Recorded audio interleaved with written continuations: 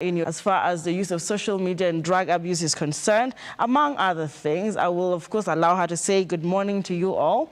We also have Dr. Wangui Mushara. It can be difficult. She's Executive Director, Nueva Rehabilitation Center. And most of you guys have been saying, why do we feel like rehabs are more punishments than they are to, helpful, all right? Some Kenyans have said rehabs are quite expensive. Why would we even opt for them? Let's find out what is different with Nueva Rehabilitation Center this morning. But before we get into the conversation about the youth, social media and drug abuse, let me give you a bit of introduction here. With an increasing accessibility of smartphones and mobile internet, social media is becoming an integral part of everyday life for young people, even in Kenya. The use of new social media tools like Facebook, Twitter, WhatsApp, Instagram, and now even TikTok changing quickly in this country. Previously, research on new media, however, indicates socio-demographic differences in the access, appropriation, and use of new technologies. Kenyans, allow me to localize this, are continually increasing in the rate and manner in which they use the various gadgets that can access the web and any media interaction activities. Despite using, or rather being useful in facilitating the rate of information transfer from one place to another, the social media effects that are continually being observed among the Kenyan youth is growing at an alarming rate. And I will not say it's entirely negative, but negative effects could be depression, poor performance, ruined friendships, or even reduces a person's worth. We have seen suicidal notes even on social media today, but there could be positive effects, and I will ask my experts to also let us know if these are correct. Social media can strengthen friendships as a vehicle for doing good. Social media reduces feelings of isolation. Social media is a source of authentic support. Social media can build a platform. It can allow for personal expression, is a tool for gathering information, and that's why I said it is fully up to you to understand and choose how you want to do that. We'll go into drugs shortly and see from the researchers what drugs are all about. But right here in studio, we want to see the link between social media and the drug abuse that we're so far witnessing, not just in Kenya, but globally. Ladies, welcome to the show. Thank you very much. Quite an in-depth from the articles and research. And I will not even start by saying, how do you feel this morning? I want us to go straight into, you have a rehabilitation center. Something inspired your initiative. What was your observation when you began this rehab? And then we can come back to Dr. Carla, because I know she has observations as well as to why psychology is playing a big part in understanding this relationship. What are you seeing in this country as alarming right now? Thank you very much for having us this morning. Karibu. And it's always good to discuss about drugs and the impact that they have on the youth in our country, the economy, the social impact, and how it's affecting our youth for today.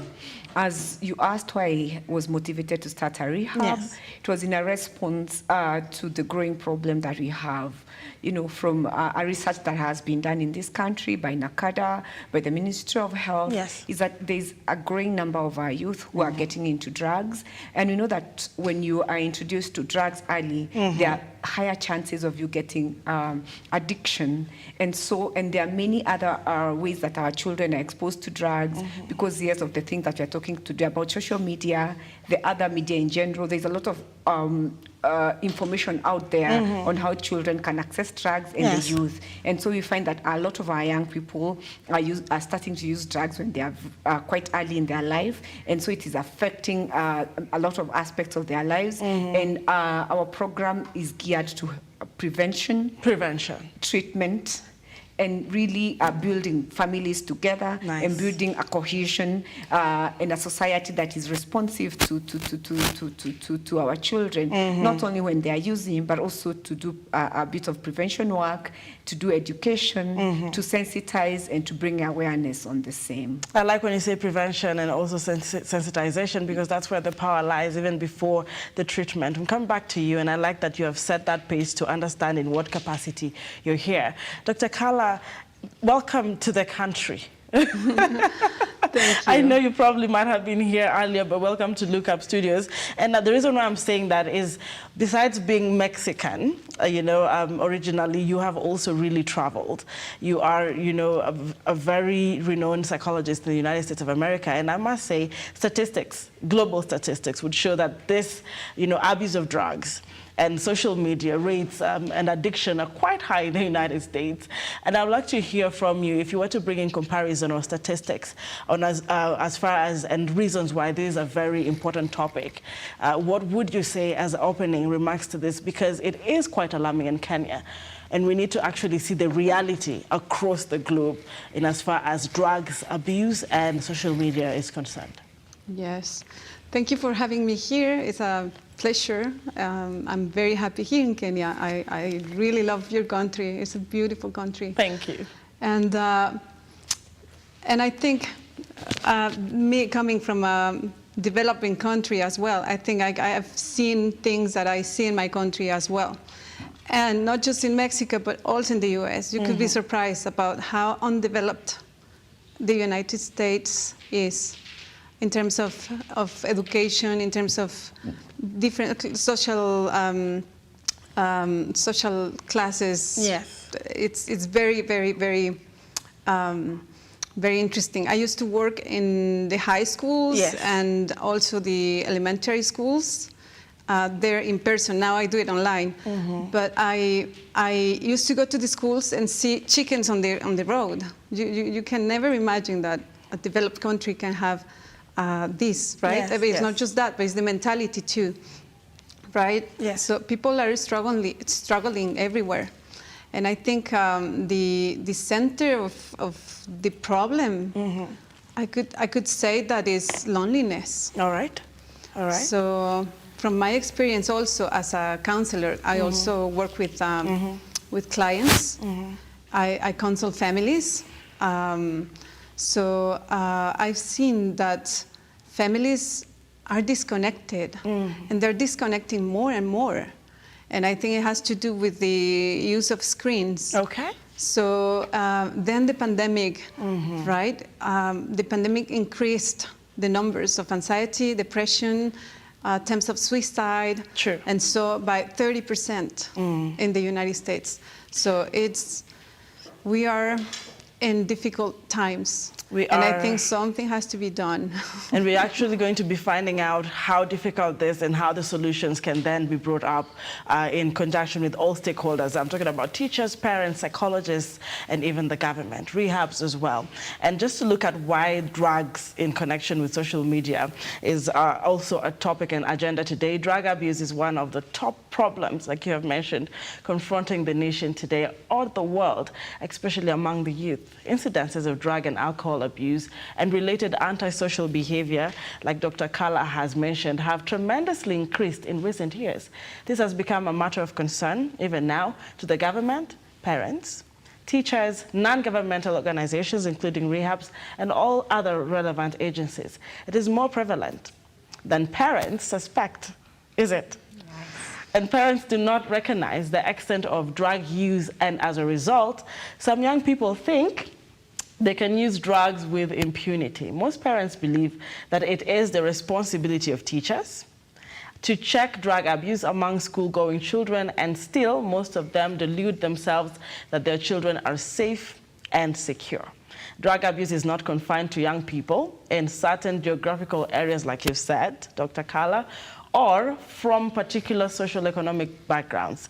It affects the nation or the world as a whole, both urban and rural areas. And the problem now cuts across class.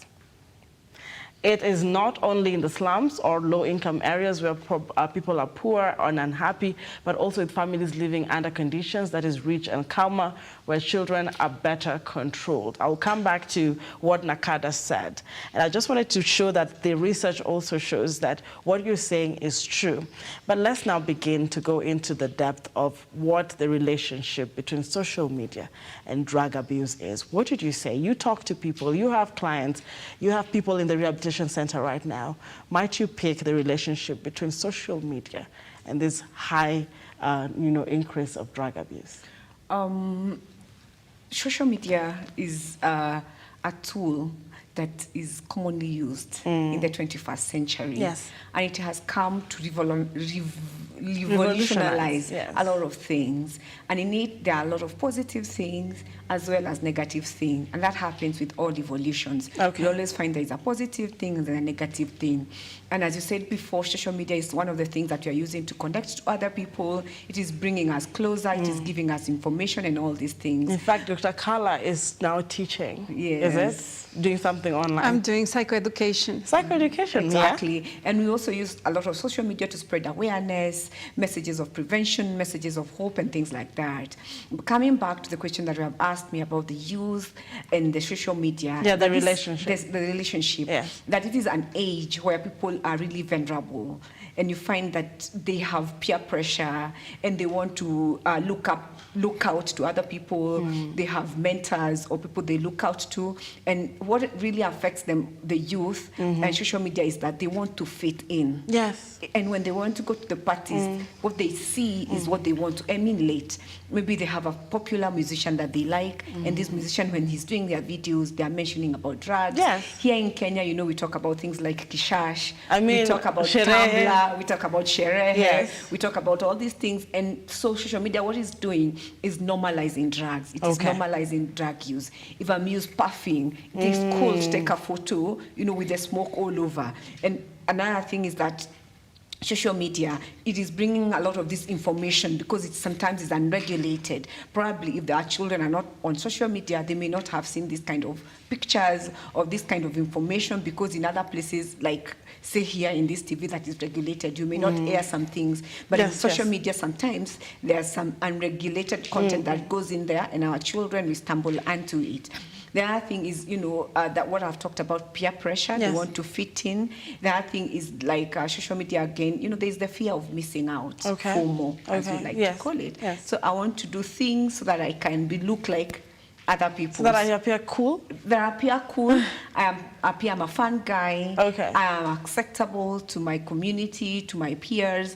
And so that is how it's affecting our youth. And what we need to do as parents is to really regulate. And because- we're going to come into what interventions Exactly. we can do. But Yeah, for now, it was just a relationship. So if you allow me to come back to the what we ought to do Yes. in a short while. Dr. Carla, you're a psychologist and a child psychologist for that matter. It's not automatic that I'll see alcohol on social media right now and then get into it. There has to be a stage.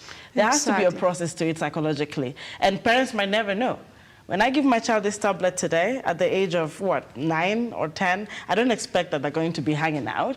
What is the psychology behind how social media is feeding this kind of, ideas, or even, leading the youth to drugs? Exactly. Yeah. The use of cell phones and screens shouldn't be so harmful. It's like you have a knife. You can use the knife to cut things or to put some butter Yes. on the bread, but you can also use it to harm, right? It's what's inside what matters, and we don't know how bad things are beforehand. They could get into showing pictures and trying to fit in, but some kids are gonna pass that stage and go back to normal, right? Others are Yes. gonna go down, down, down, because inside they were broken, And that's my field. I work a lot with mothers, with children, Yes. and how they interact early in life. And it's sad to see that this world mediated by technology is separating us, Okay. separating the mother with the child, and that's just the beginning, So it's something that we have to really be aware of. Okay.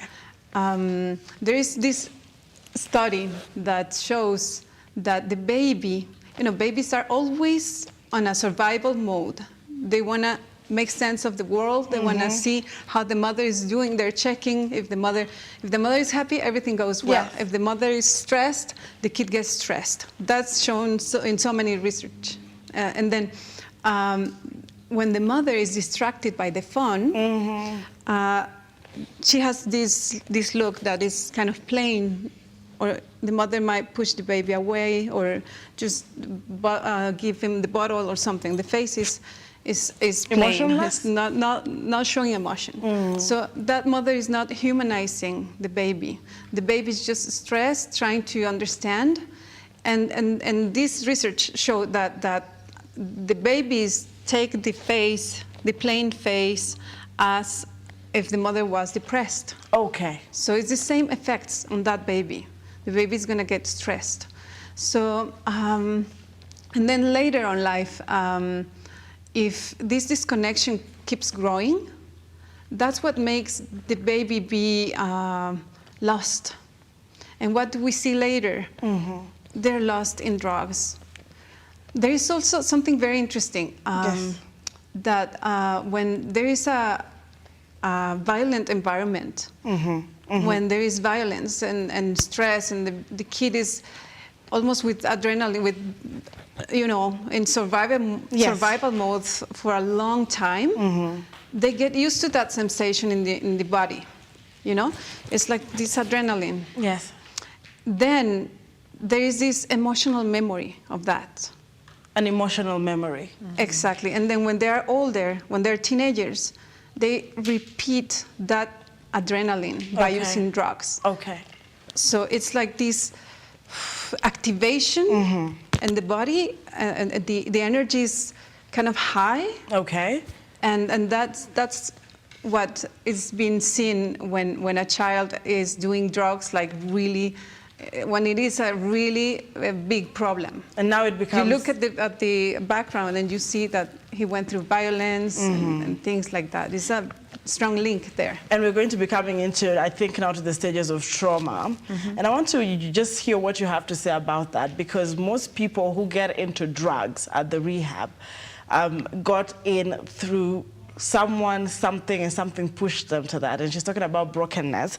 And that has brought me to the thought of, can social media then contribute to poor mental health? Because if I see that child feeling some sort of, or reading depression on their mom's faces, being broken, running to drugs there for a refuge or for comfort, there has to be some element of poor mental health that we're also seeing in these three relationships. Yeah. What would you say? First of all, is to acknowledge that addiction is an illness and is classified as a mental illness. So by the time you're getting to addiction, something is not working. And addiction is a brain disorder. It's only that it will manifest in a lot of behavioral ways. Did you just say addiction is a brain disorder? Yes. Allow me. Yeah. No, we don't get to hear that all the time. Yeah. Dr. Carla, you're a psychologist. She has said addiction is not just a behavioral, issue. It's a brain disorder. In just 1 minute, would you explain or agree with her scientifically? Well, I think she's talking about the classification of the disorders. Okay. Yeah. It's classified there in the manual, the biggest manual, DSM-5 now, and it's classified as a disorder. And yes, it's a brain disorder because it finally damages the brain. Yes, finally, ultimately, to the point where we have seen some of them look like they're probably running mad or insane. We have seen issues of like people saying in the rural areas it's because they're on drugs, but they're not really essentially mad, are they? So when you say... The reason I say that is that we don't look at these people like they are using drugs Okay. towards the end when they really need help. Okay. Is that it's like they are doing it because it's a habit or there is something that they do for fun, That is why I'm bringing out this point. We look at them like people who are unwell and people who need care, Okay. who need attention, Okay. who need treatment. That is Yes. why I'm bringing that aspect. Yes. Because most of the time, we look at them as like people who are, delinquent, like people who are doing things because they want to do things, they want to punish other people, or they are taking drugs for fun. Yes. But in the end, it has become something that is controlling them. It is not something that they have control over. And that's what I'm talking about. When you talk about rehabilitation, we need to look at it as a place for care and treatment, not a place that we take our children for punishment, not a place that we're taking our people away because they're bad people, but these are good people. It's only that they have a condition or an element that they need help and they need to be taken through so that they can break down the chains of addiction. So that's where you're talking about poor mental health. I'm going to take a short breather shortly, and I really understand where you're coming from. People and parents, teachers and governments need to understand, and I want to hear from the psychologists, that rehabs are not meant to punish, you know, people who are addicted to drugs, like you have said. But do parents, you know, as a psychologist, really understand the need of supporting that particular young person handling or dealing with drugs with some more compassion? How? Because what I see is the opposite. It's pretty much, in Swahili, we will say umetushinda. Like, we give up on you, so you're going to go to the rehab. What psychological effect does this have on the young person who needs more affection at that time than such kind of, you know, cruel, you know, remarks? Yeah, it's very sad because parents, you know, they get desperate, they get anxious, they don't know how to act, they don't have the information they need to act the right way. And when they're suspecting there is some drug use, you know, they get stressed, and it's more likely for them to scream at them, to yell at them, to punish them, to attack them somehow. So for the kid or the teenager, there is an intrapsychic conflict there, because parents are the figures that are supposed to protect them, not to attack them. And some parents really attack. They don't know other way.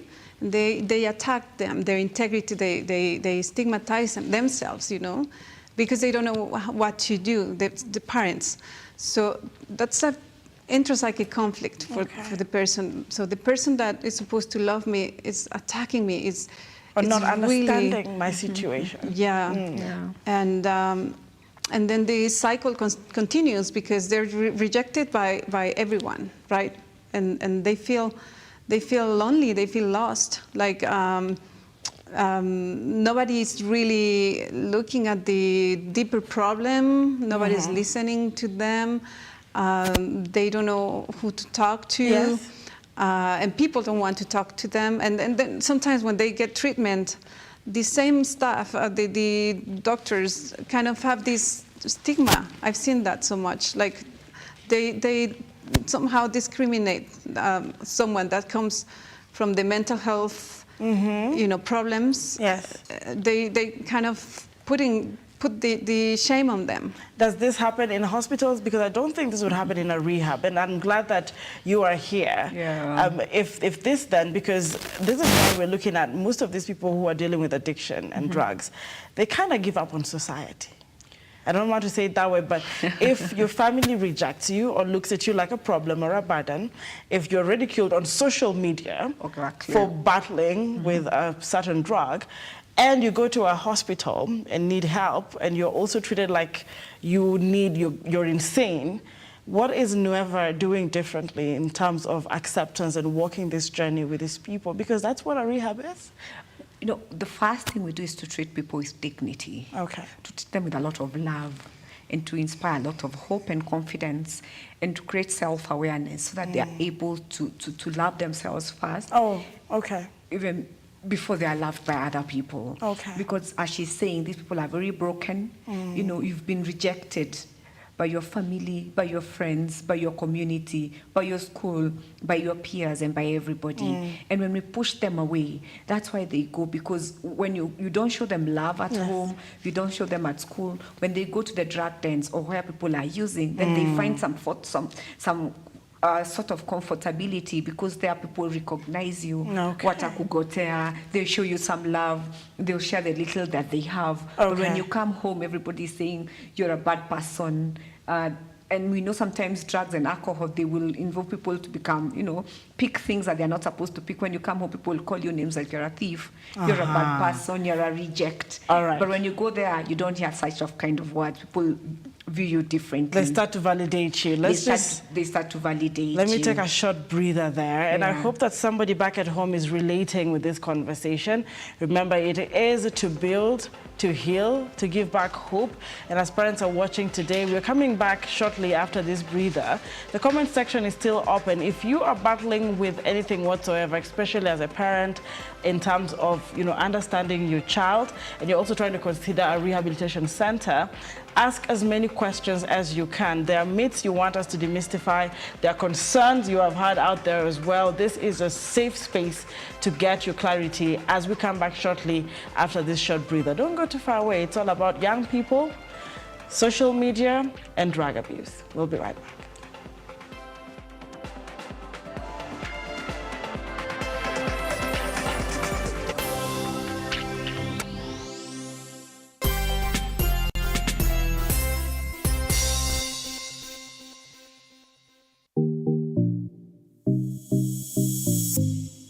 What's the first thing you do when you get out of bed in the morning? Does it ever get boring being a Christian? How do women do it?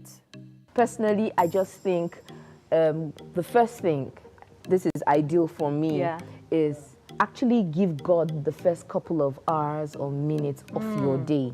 That freedom to not just be anywhere and do anything anyhow, but sometimes you even want to have a girls' night out, hang out, You take permission. You take permission. Yeah.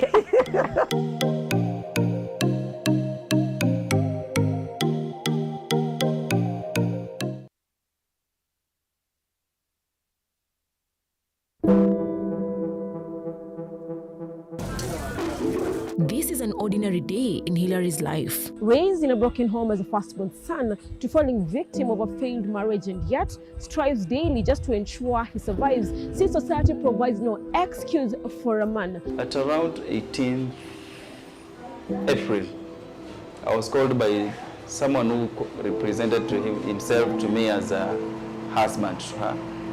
And the guy told me that she has died on 18th April.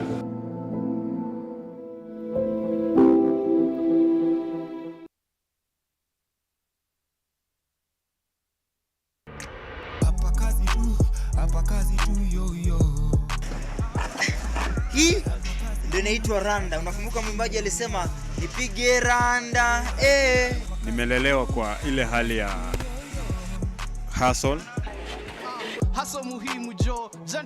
Celebrity yule tumefanyia kazi kubwa ni Nyashinski. Nashukuru ni hapa kazi tu.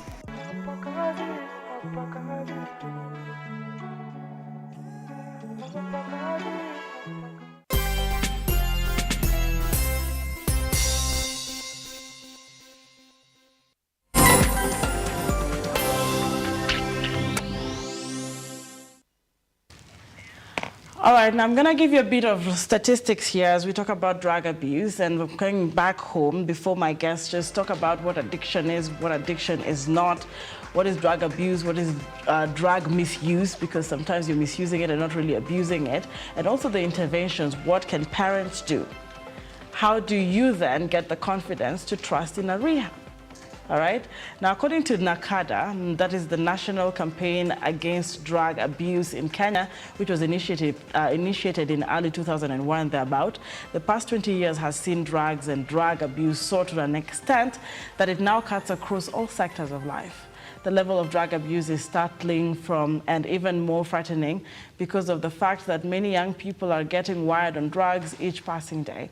Alcohol, bang, tobacco are increasingly being abused by school-going children. The most painful thing now is that research and seizure statistics show it has already an upward trend. Those between 16 to 30 years of age, a critical period in one's development, are most affected. A few years ago, the most commonly abused drugs among students were tobacco and alcohol, bang and quote-unquote mirror, also cut. But today, ladies and gentlemen, opium, cocaine, heroin have added to the list. Use of sleeping pills, cough mixture, inhalants, name them, such as glue and petrol, is now rampant, especially among the street youngsters in Nairobi, alone 50%. And we're looking at these very young children. But someone would want to ask, I am only probably misusing a drug.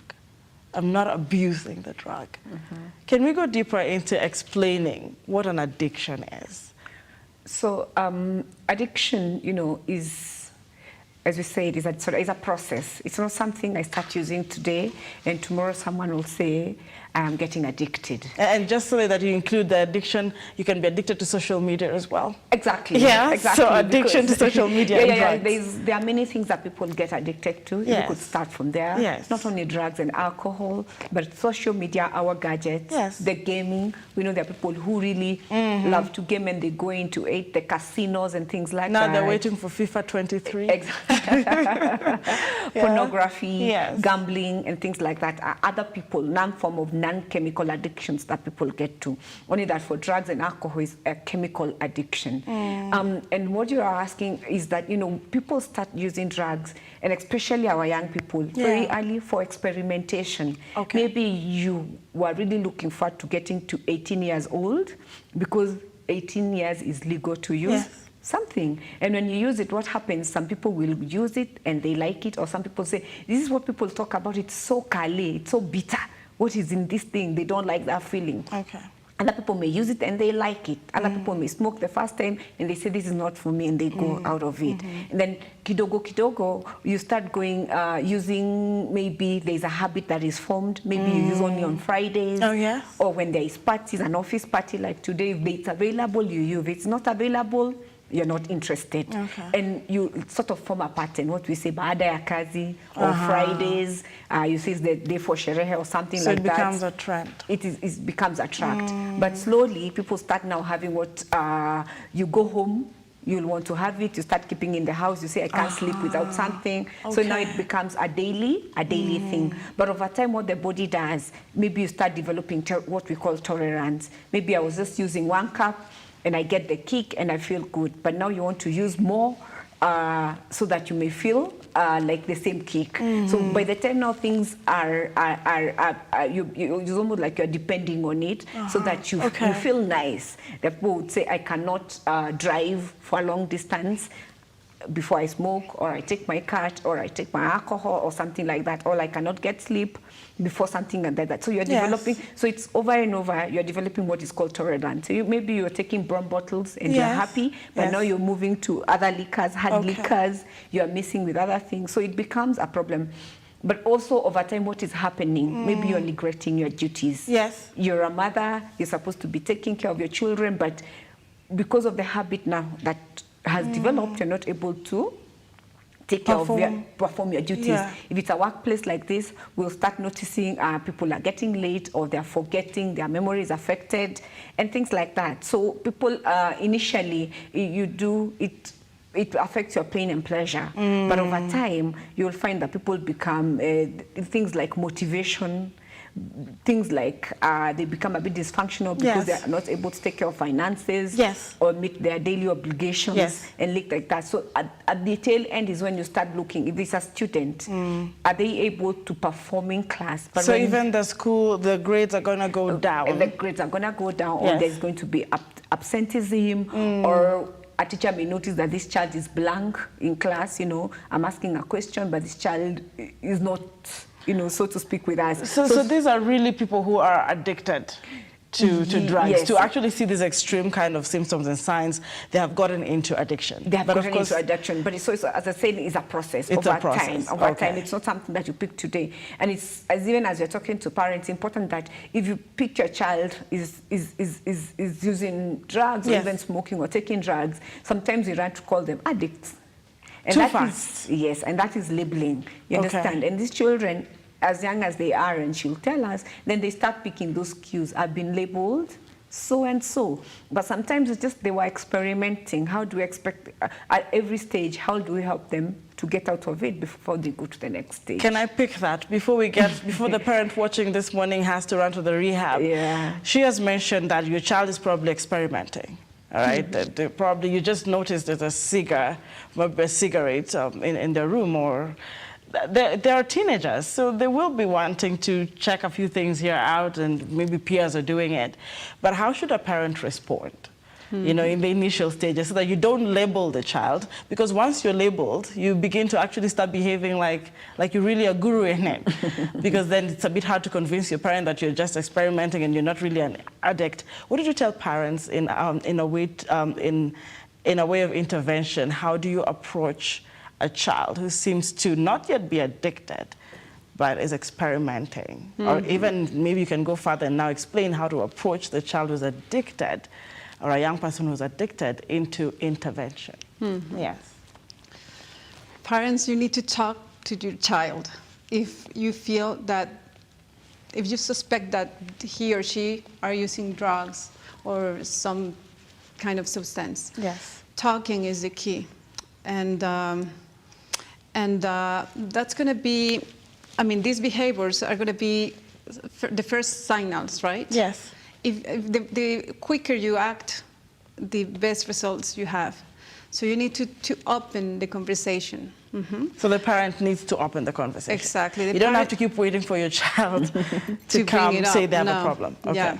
So first thing, we actually, when I teach parents about this subject, I always recommend these 5 steps. Okay. So the first one is to prepare yourself to talk about such a topic, because it's very uncomfortable. You want to have an uncomfortable conversation. So you prepare yourself. You think of what you're going to say. You kind of balance things. You gather information. You prepare for that conversation. Then you talk. That's the second step. You sit down and you create this safe space, maybe outside of the home. You know, you're taking a walk, and you bring up the subject. It's better if both of the parents do that, right? You have to be a team to address the problem. It's not just one of the parents dealing with it.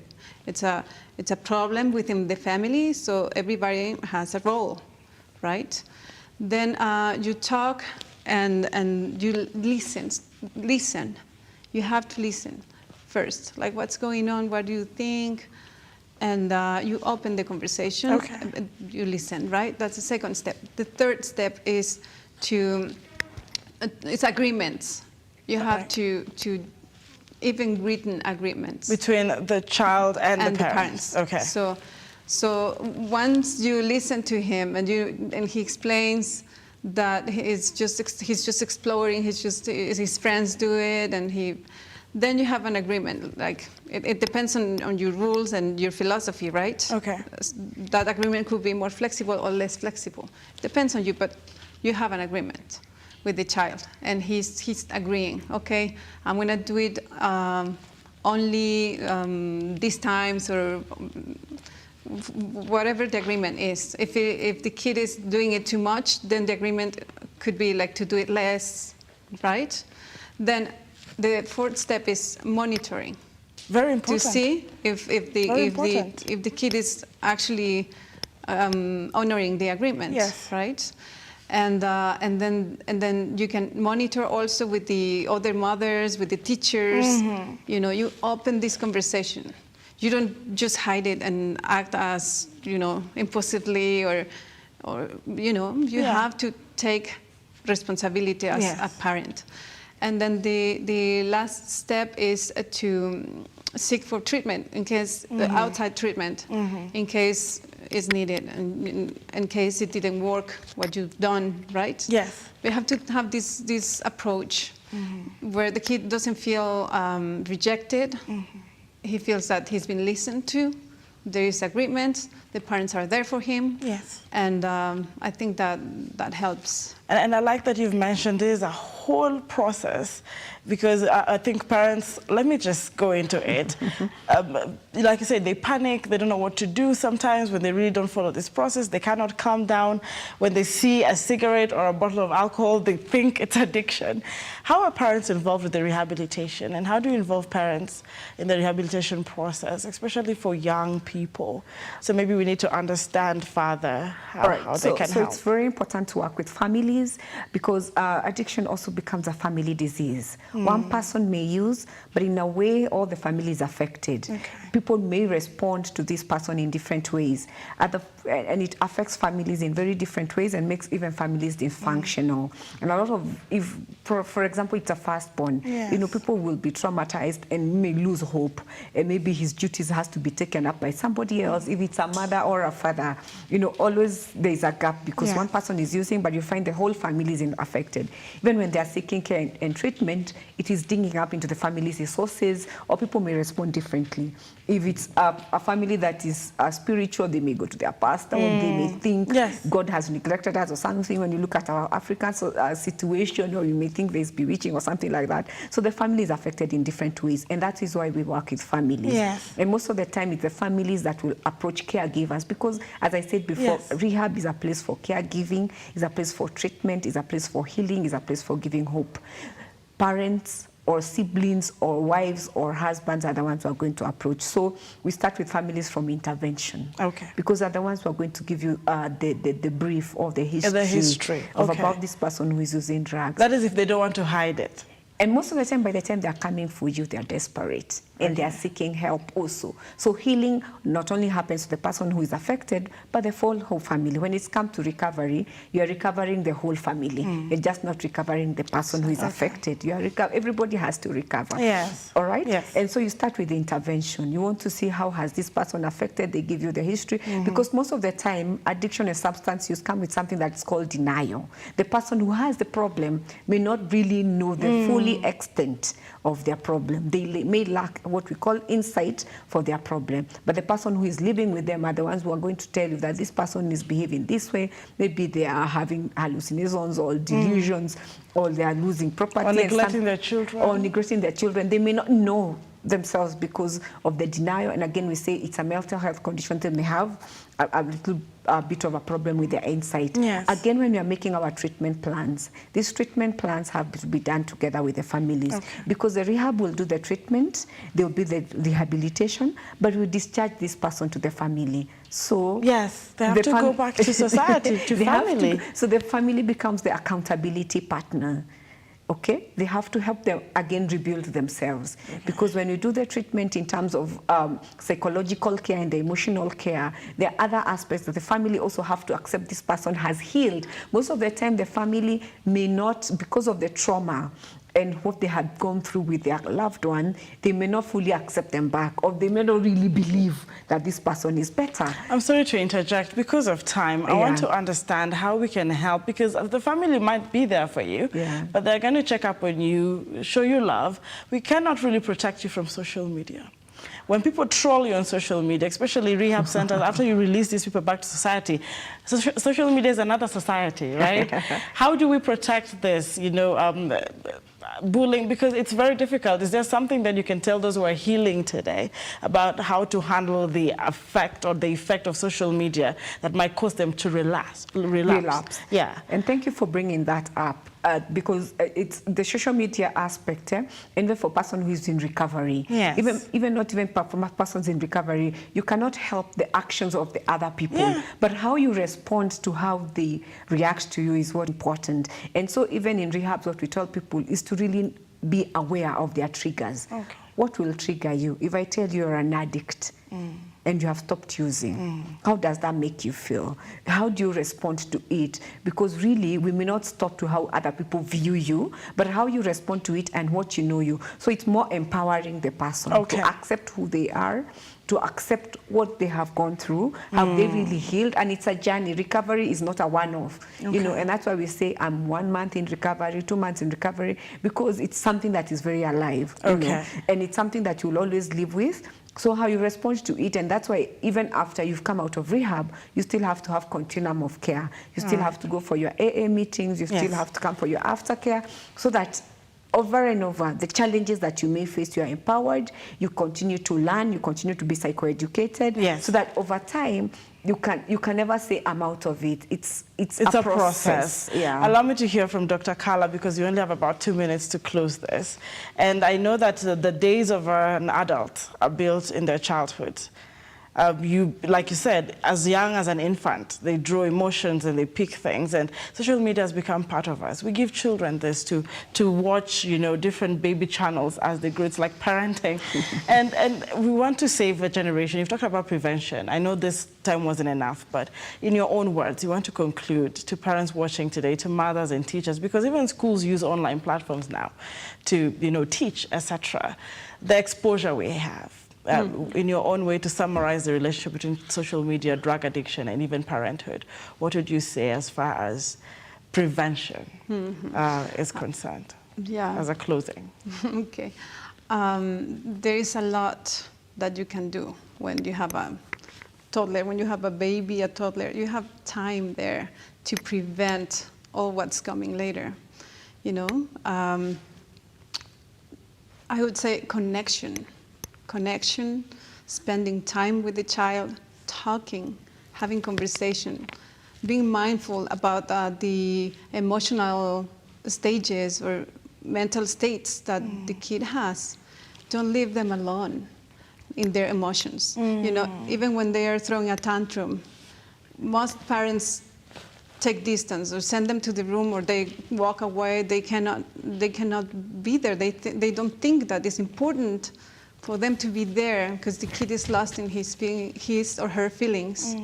So if you sit down, the baby's throwing a tantrum, you sit down next to him or to her and say, I'm here, I know you're having a hard time, you're so mad, but I'm here, I'm not gonna leave you alone with these So they don't feelings. seek refuge in other things, like social media and drugs, if anything. Yeah, they need connection. Okay. A kid cannot survive without that, without a parent monitoring, being aware of what's going on, right? Yeah. So if you talk to them, if you interact with them, if you do this presence cure, you know, there is actually a technique that they started to use. Presence cure. Yeah. When you see something is going wrong, you right away fix it by being present for a long time. You make time, you put everything on the side, you are there with the child. Nice. You know, that helps a lot. I don't know if I can give one more example. Do we have time? We only have 1 minute. Actually, Okay. we have already Past the time. passed the time, but I think it's important. We don't want to miss that one, do we? One last one, very shortly. It was a real situation with the two kids of one of my clients, one of my patients. She was telling me what happened, right? She was struggling with her teenagers, two boys. They were fighting. There was so much tension in the family. She didn't know what to do. And little by little, she learned to be there, to be present, you know? And she even taught that to the father. She talked about how important it is to be present with the children, not to just send them to their room or, you know, separate. Okay. Is when they need you the most. So then her two teenagers were fighting, like physically. Yes. They're harming As we each wrap other. up, yeah. They were harming each other really bad. And they were frozen, the two parents. They didn't know what to do. She was scared of being hurt. And then one of the kids ran to the room, the one that was more agitated. The father followed him and went to the room for 1 hour in this storm of emotions. After that, they came out from the room and things changed. So presence completely. is very important. And I wish we had longer time. You guys were very exciting to talk to, but we're gonna go into Look Up Business in just 2 minutes. We'll have this discussion again because it's never exhausted. We'll give you contacts of Nueva at the bottom of our screens and even on social media. And if you do need help, I'll also share with you contacts of the psychologists, child psychologists, very important. Even as this conversation ends right now, we're hoping we haven't locked you out, because at the end of the day, you have the power, and that power is through connection, presence, and seeking help from professionals like rehabs. This is it for The Morning Drift. We come back with the Look Up Business shortly with Elijah Charles Kiage shortly. Don't go too far away.